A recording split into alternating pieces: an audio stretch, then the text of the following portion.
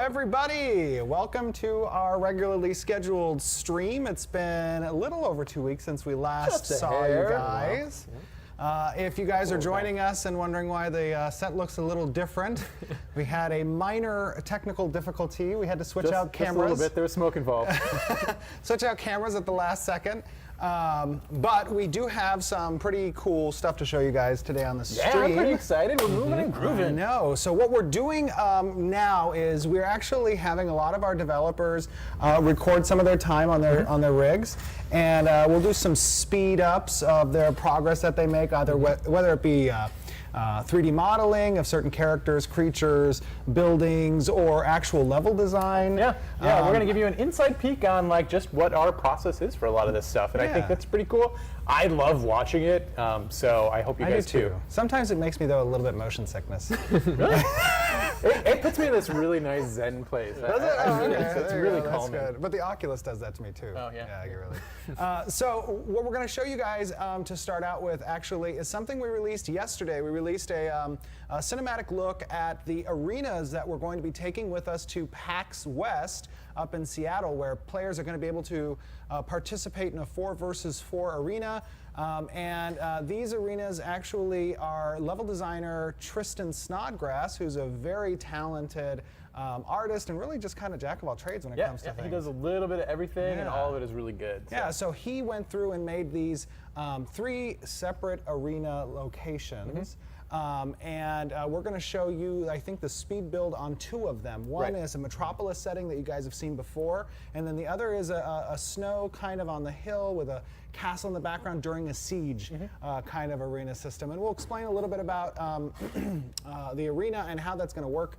Or we may have actually gone into that last year. We did talk a little bit about it, yeah. Yeah, so let's just show you the speed design and give you guys a look at 6 minutes, condensed few hours on what it looks like to build one of these areas.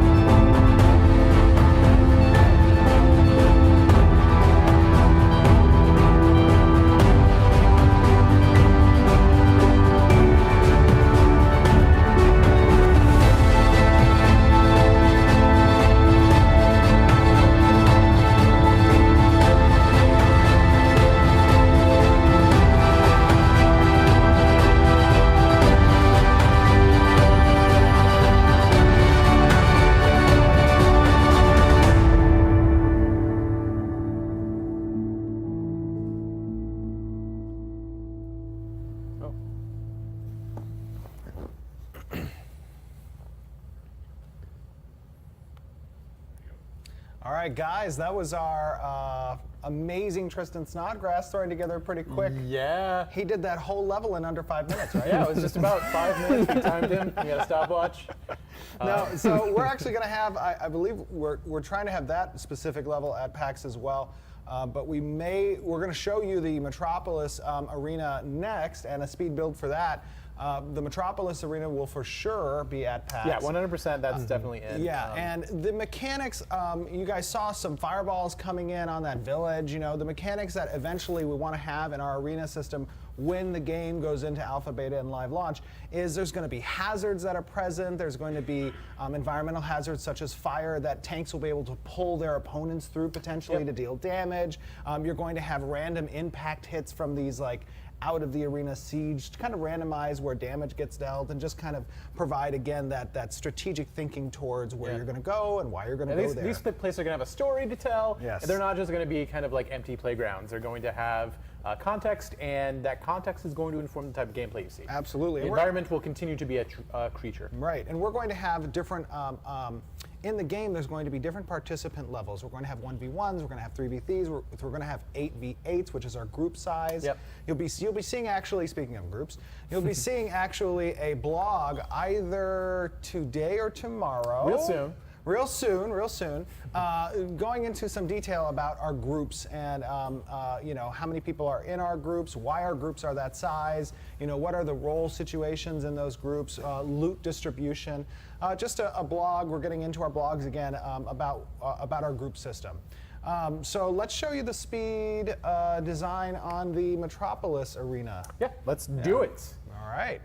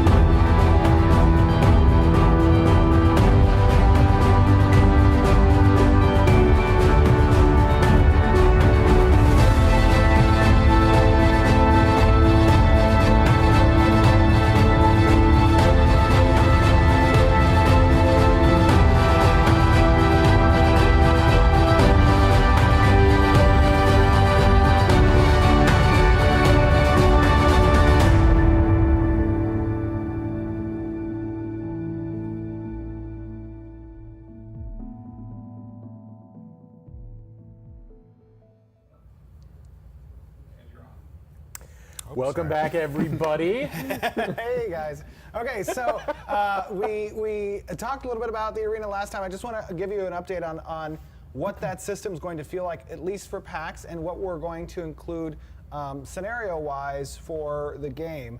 One of the components to an arena, obviously, in the past is something in regards to, how many kills do you get, and what the rule set is. And there's like capture the flag, modes and stuff like that. For PAX, we're going to be having a control point mode. A control point mode. In addition, controlling those points will gain your team victory points. Right. And that's based on how much time you control those locations. And those locations will be represented by a statue representing your team. So I believe we have the maidens and the serpents as our two team statues. Volume, how's the volume? Testing 1, 2, hello? Oh, I'm too loud. We're too loud. You said we should project, so we were projecting. I was projecting, sorry. So, you'll have the maidens and you'll have the serpents. In addition to that, killing opponents on the other team will grant your team additional victory points, and there will be a team captain assigned as well. And if you kill the team captain, you will gain 2 to 3 times the points normally you would by killing a member of the team normally. So those are the aspects of the arena system that you'll see at PAX, and potentially some of the modes that you'll see when Alpha and Beta comes along. Right. We'll be testing those, to see how fun they are, I guess. Yes. Yeah. Okay, cool. So we have some other stuff that we want to show you. In addition to preparing for PAX, we do have some new animations and creatures that we're getting into the game that you'll be seeing in some upcoming gameplay videos as time moves forward. Yep. One of the creatures that you may have seen some concept art for last month was this bird-like creature, and the history behind this race of birdmen, so to speak, is that unofficial title. Unofficial title is that they existed once as a great race that was really. Oops, that was not it. I hope it was appropriate. I didn't see it. I didn't see it. It was one of the boss ones. So sorry. This race was once a very beautiful race that existed in the mountains. It flew. It had capabilities that were present of a bird race, like being able to fly and whatnot. And as time progressed and the corruption within the world kind of changed this race into what they are today when you encounter them. Now they are something much more corrupt, perverted. Right. Towards their kind of presence in the world has been flipped inside out. Yes. And you'll see this happen to a lot of our other races, and kind of discovering the histories and how these changes happened are a big part of the game. And this guy is something that I think is really cool. His movements are fantastic. Our animators are doing a great job on it. Looks great.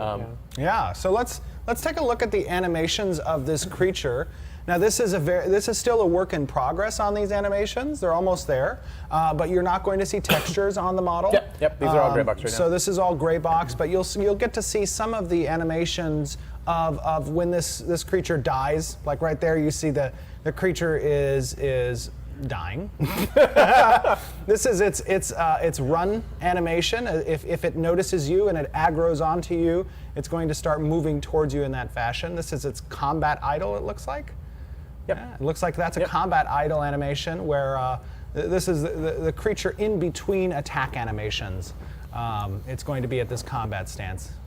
Oh, that's a pretty cool one. Yep, that's him leaping out of an ambush point to attack the party.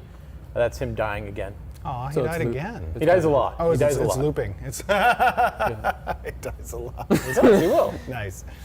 You'll see these creatures actually at PAX as well. You know, those of you who will be coming to PAX, and you'll see these creatures in the gameplay videos that come out of PAX. I love this guy's head movements, man. It's The so chicken kind of creepy. twitch. Yeah.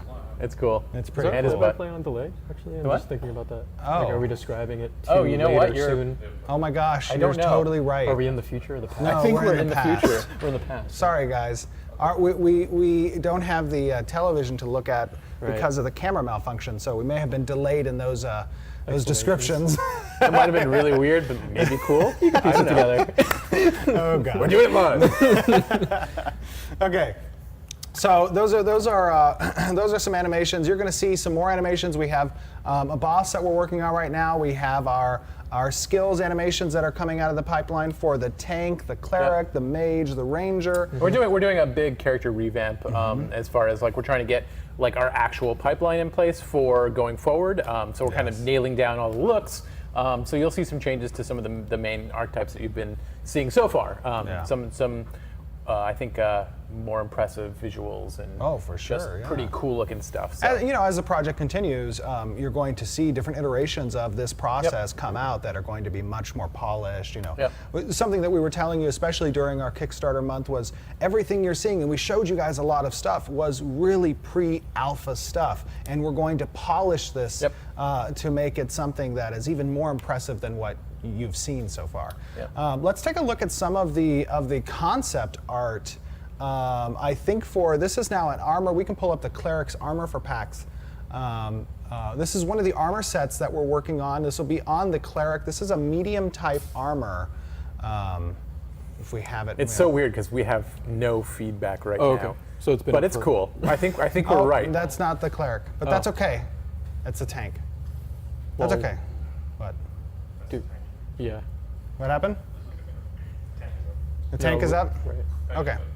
Tank's It's up. okay. That's fine. We'll talk about the tank. Oh, you don't have the cleric one? We're in the as you know, we stream from the studios, and because you've seen in the different direction, the studio's behind us. So let me just shout out, Jeffrey.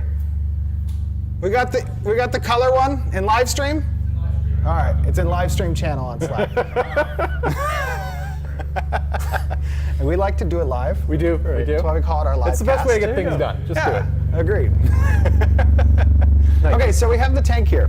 So obviously, this is going to be a physical tank, right? This is somebody who is built to withstand physical incoming damage. Correct. He is all about surviving, drawing aggro, controlling the battlefield, And taking the hits. and taking the hits. Absolutely. So here we have this guy in some full-on heavy plate armor. You'll see the asymmetry that's present. He doesn't have the symmetrical appearance on both of the pauldrons. He's got one that's kind of larger than the other. And that could be for mobility on the right arm when he's swinging, right? That makes sense. He's going to need a greater degree of armor on the pauldron side because that's going to be his shield-wielding arm, right? So he wants to have that to maximum. take those hits from all that. Exactly. Yes. 100%.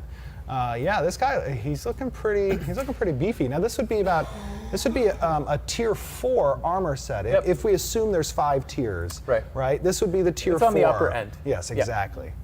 Now that's not the color iterative. No. Yeah, I want the color one.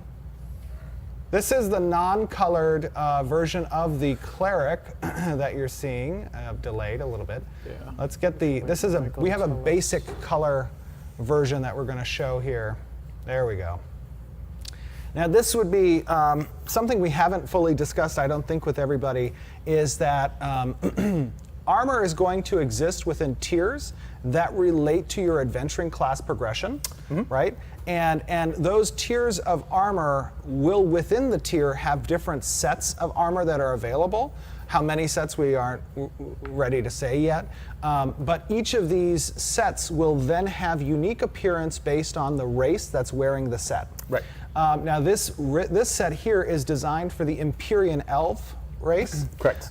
So it's using the color palette of the Empyrean Elves, but armor sets also have their unique identity as well that will translate from race to race. So there's going to be some similarities across the races there, and that'll include its own color palette. And that way, so that when you see the kind of silhouette, you kind of basically know what you're dealing with. Correct. And even though we're going to keep kind of some unique look to it, the overall silhouette will be pretty similar. Oh, we can keep that up. Let's the color one. Let me keep that up because I just wanted to describe a little bit about what components are there. This is a more medium, light armor kind of set. Yeah, I would call it medium armor. Yeah, I call it medium armor as well.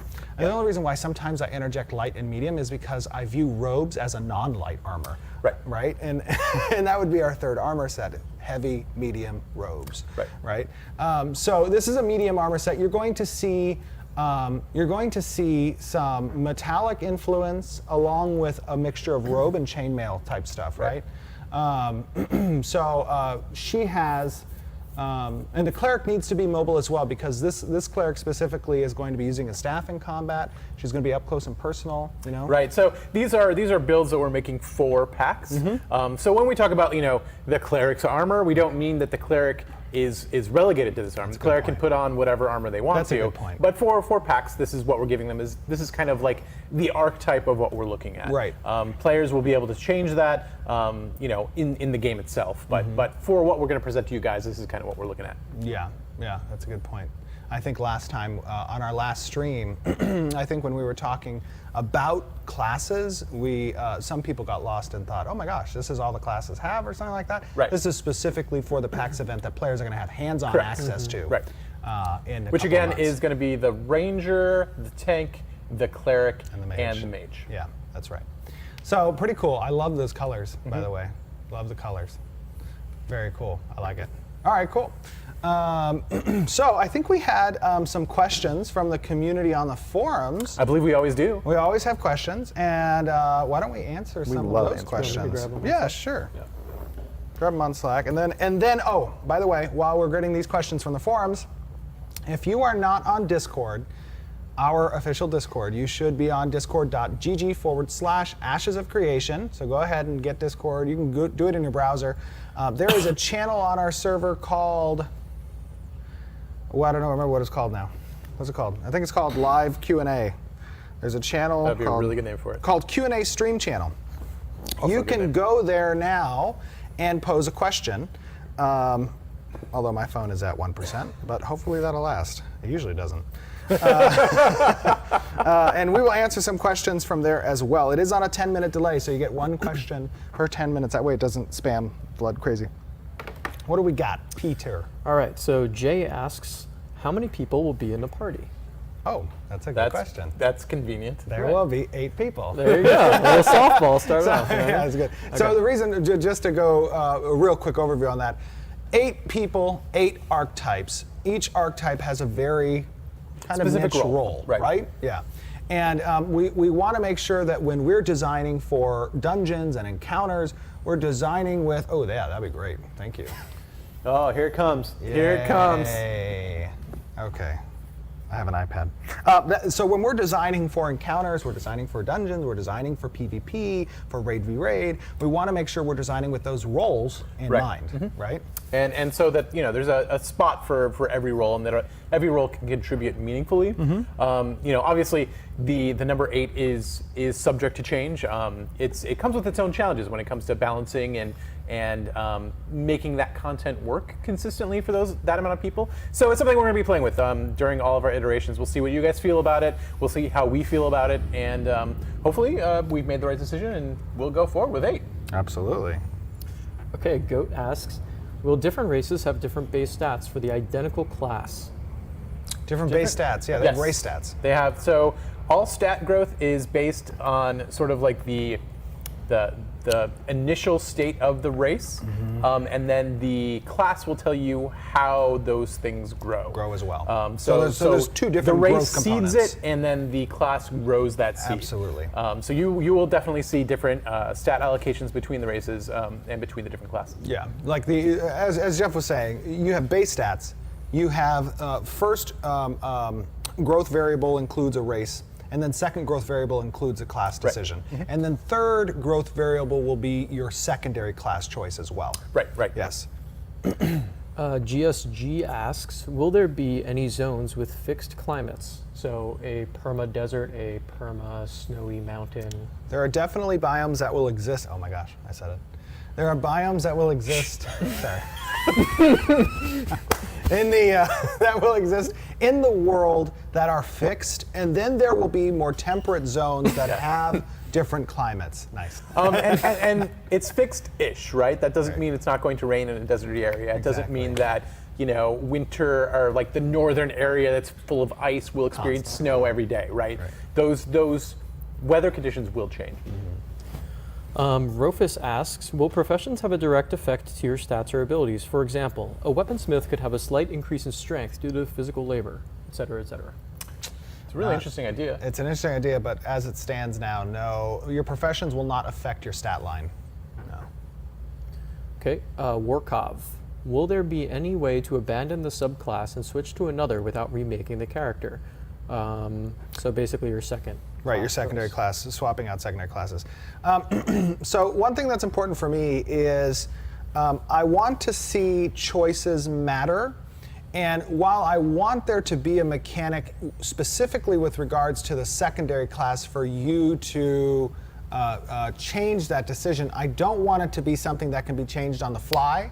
I don't want it to be something that you enter a dungeon and you're like, oh, I should be this secondary class. Right. I'm going to switch to that now. I want there to be, you're getting into situations, you've made a decision, and here's how your decision will implicate your These are experience. the consequences of that decision. Absolutely. Chudyi asks, will I have to participate in raids or boss killing to craft certain items? Certain items? Yeah. I mean, well, you don't necessarily have to participate, right? But you need to know somebody You need to be able to who does acquire. participate. Right. in it. Right. Absolutely. The only way for certain items to enter the world that are necessary components to certain crafts will be through some raid somewhere at some time, Right. accomplishing that, and then you getting your hands on it. So make sure your social circles are large and Exactly. Or your wallet, that right? you're nice to Oh, people. nice. So Mithrandane. In-game wallet. Right, sorry. In-game wallet. To be To be clear, there'd be no pay to win here, Gandalf. That's true. Sorry. Mithrandane, would you please talk briefly about the overall thematic tone of the game? I'm wondering where this game will fall on a scale of serious/dark/threatening on one end and goofy, lighthearted, humorous on the other end. Well, it's pretty Humorously serious. dark. You're not going to see probably people running around in a two-piece bikini in the middle of town, Probably not. Yeah. There's always a place for humor, and I think humor is an important part of storytelling. But the overall tone of the game is definitely, it's not grimdark, but it's darker. There's a threatening aspect to that, and it is a serious game. I mean, that's why we've chosen to be relatively realistic in how we portray our characters. It's definitely not cartoony. It's definitely not slapstick. But humor should not be absent in any story. Humor sometimes needs to have a colloquial sense, meaning that it should apply to the region within. It should be appropriate to where it's coming from. Yeah. So our humor is going to be appropriate to the setting. Yeah. Okay, Aurea asks, if you have housing in a node that is attacked or otherwise reduced in level, what happens to each of the 3 types of housing at each level? It's a very good question. Well, first of all, if the siege is successful against the node, and mind you, these specific mechanics are going to go through multiple iterations of testing through alphas and betas. But as it stands now, when a siege is successful against a node, let's start with the first one, static housing. Static housing that exists within the node will no longer exist. Your owned furniture, your belongings. Your belongings, basically, you will still retain those belongings, and be able to place them down somewhere else, you Right. know, and go get another house and put the furniture back down and stuff like that. But if it's reduced, it could just be scaled back. Exactly. It could just be scaled back as well. So, for example, if you got in early at a node, say village state, and you grab a small house, and that village node advances into a town, that small house that you own, the real estate's going to expand to a medium-sized dwelling. Right. Right. And if by chance attrition or something happens that scales down the node, you then would reduce yourself to a small house again. However, if you had bought into the small house at that second level, then you would lose it. Exactly. Yeah. So because the small house that becomes available at the town stage, past the village, a new selection of small houses will become available. Those will have nothing to downscale to because they were new as a result of that leveling. The secondary type of housing being apartments. Nice. I've been wanting to touch it all the time. It's never been so close to me. The apartment building, that is, apartment buildings are something that's determined by the node government Right. In order to construct this apartment building. We good? You good? Okay, cool. Thumbs up. We have the color iteration, I think, Michael, in Slack should be for that tank. And you can bring that up anytime. I'll just cut to it in a second. When the node gets deleveled or destroyed, obviously that apartment building is going to be gone. Right. In addition, specific buildings that were necessary to be built by players and the government's choice have the potential of being destroyed during a siege, Right. even if the node siege is not successful. Right. If the defenders win, it's still possible that structures are damaged. Absolutely. So, say for instance, attackers come in and they see halfway through the battle, hey, there's no way we're going to be able to take this city. Let's just ransack and loot everything. Let's pillage and do it whatever we can. There are certain buildings that can be destroyed that way. Right. Yeah, absolutely. Now, the third type being homesteads. Oh my gosh, did I just say homesteads? You did. Freeholds. The third type being freeholds. Sorry, there's like a million things in my mind. There's a million Literally things. millions. Did you see that video where it's like billions and billions? Yeah. Actually, Peter's the one who sent it to me. Oh, really? Yeah. It is So I know Peter did see it. I guess I did. Oh man. Sorry. Okay. Anyways, these millions of why am I talking millions now? Steve needs to get some sleep. Oh man, what's sleep? I don't know, man. Okay, anyways, these freeholds, the freeholds, okay, so when the siege is successful, there will be a period of time that exists for the purview of that node's zone of influence where freeholds will be susceptible to attack by the attackers. And they can attackers can go there and attack those freeholds. People, if you own a freehold, you can try to rally your friends. Once the siege is lost at the node, make your way to my freehold, and you guys can run there and try to defend it. There's going to be, hit points and whatnot. Here we have on the screen, we have the color iteration on the tank's armor. So this is just a first pass color iteration. All of these armors are currently in model mode right now. They're getting modeled.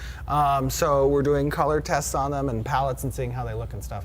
So there you go, a little look at the tank heavy plate color. Yeah. Which looks fantastic. It does look fantastic. I'm really happy with that. Yeah. That is a design by Matt Broom, by the way. The clerics that you saw earlier was by Jeffrey Delière.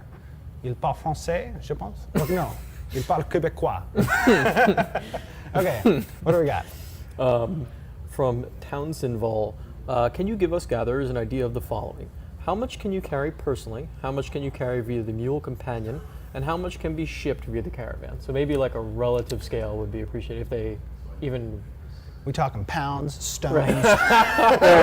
I mean, it's basically like an order of magnitude on each level, right? Yeah, I don't even know how we could give an answer to that specifically because that will include knowledge of the measurement system that's necessary for players to understand and relate to different quantities of materials versus items versus, you know. But I mean, kind of, like, we can throw numbers out there. Okay, go, hey. Like, I don't know. I try to throw numbers out there.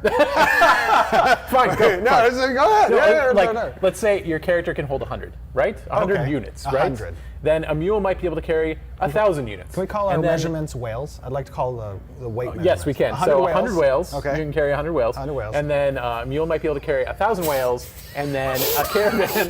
Why are you saying it's a unit of whales? That's a perfect think it's unit. a great It means a idea. lot or a little. Whales, I don't know. yeah, It's a yeah. little baby A whale. little, a pygmy whale. A pygmy whale. Can we have pygmy whale pets? Yep. Okay. The narrative in this stream is falling apart. But yeah, so then a caravan might be able to carry 10,000 whales, right? Okay. So kind of ish on that side, but again, those numbers are just I'm made just up right trying now to on the see a spot. caravan with the 10,000 whales on it. They're little baby Oh, whales. pygmy whales. I'm sorry. Okay. All right, next question. All right. Who was that asked that question? That was Townsend Vol. Thank you, Townsend Ball. That was a great question. Ryuji, can I give permission to my friends, family, etc. to use my freehold functions? Yes. Yeah. You can invite them. You probably want to, because you Yeah. could make a pretty penny on it. Yeah, you could charge them for it if you want Yeah. to. Not you would your friends, but maybe, acquaintances. Well, you never know. Karthos, since we have confirmed seasons, will it be possible in Ashes to have season-specific mounts or vehicles, such as sleighs for winter? Need to get chains for the tires on your caravan. That would be really cool. I don't know how well that would. So I guess to answer this question, there's another piece that might be important is within the profession system, there are going to be components of a caravan that you can build, multiple components, and depending on the tier and grade of those components that you make as the profession, you can enhance a caravan's hit points, its defenses, its movement speed Right. on and off of the road. So I guess maybe something could fall into one of those categories, like you're It could faster on potentially, snow, yeah. and something along Yeah. those lines. Yeah. Yeah, that would be kind of more where we would go with Right. that is the different weather affects your movement rather than there being mounts and caravans specific to Yes, that kind of. correct. Because it's going to be variable enough that just might become like onerous on the player's part to Right. kind of have to constantly be swapping out mounts. But I might want to build some snow wheels, Hey. and those snow wheels could be applicable. You never Yeah, know. there you go.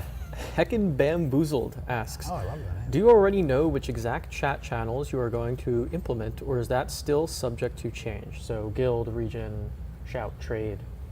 Yeah, we're going to have a pretty general, Pretty traditional. traditional, Yeah. chat channels. I mean, you're going to have trade, you're going to have shout, you're going to have local, you're going to have guild, you're going to have alliance, you're going to have Organization. organizations, Right. absolutely. You're going to have node, citizenship channel. But otherwise, it's pretty traditional. Yeah. Yeah. Okay. Sage Von Awesome. Sage My Von mistake.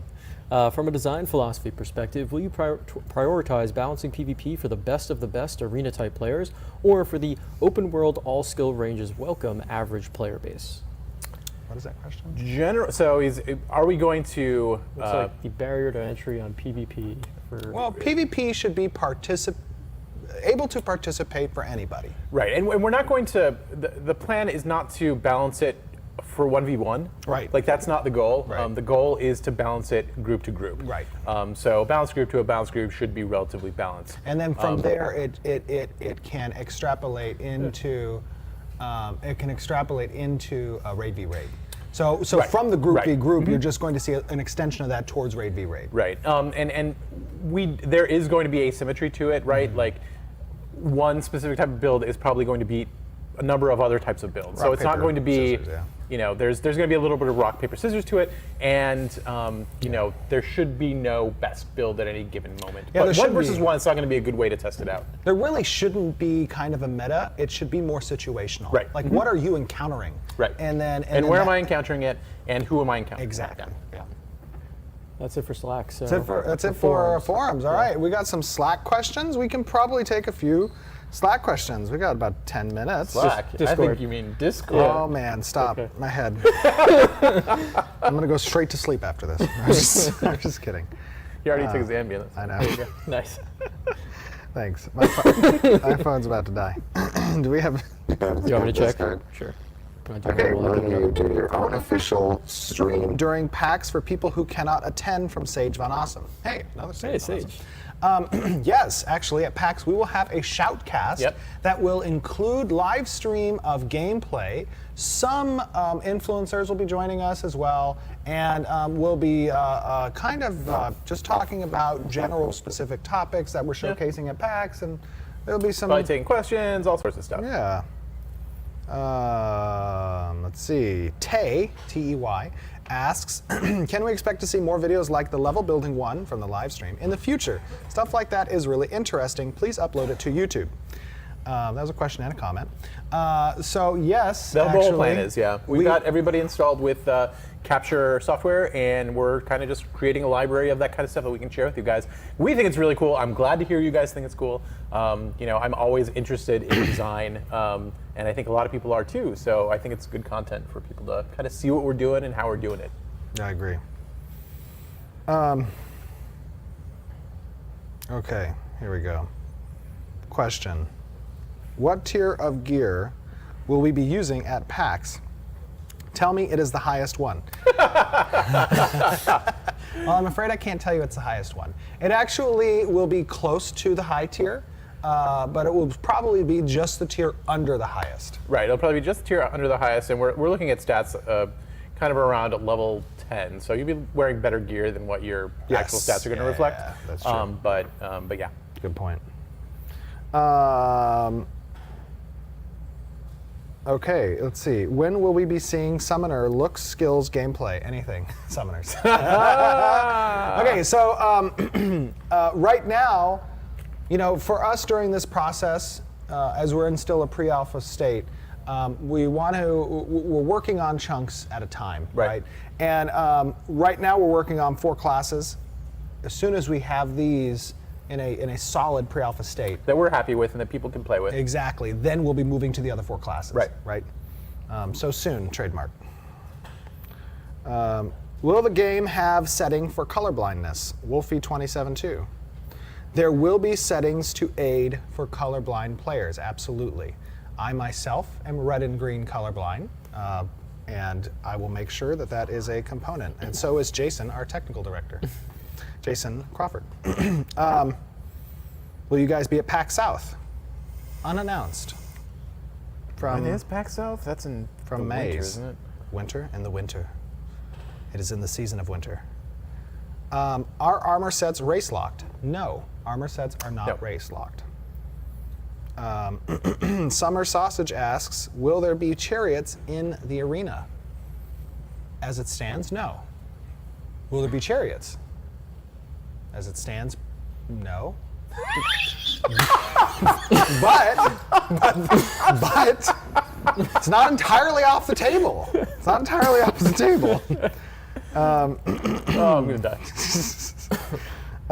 Okay, here we go. Let's see here. Treasure Hunter job. Shozakin asks, Treasure Hunter job ? Will it be like Tomb Raider with puzzles, traps, and lore?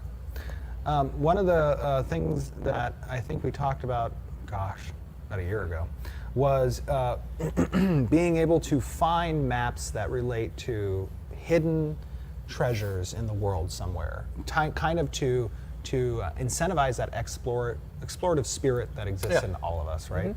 And I do think that there will be some treasure hunting, absolutely. Treasure hunting is probably not going to be a profession. It's just going to be a way of life. Not a profession, absolutely.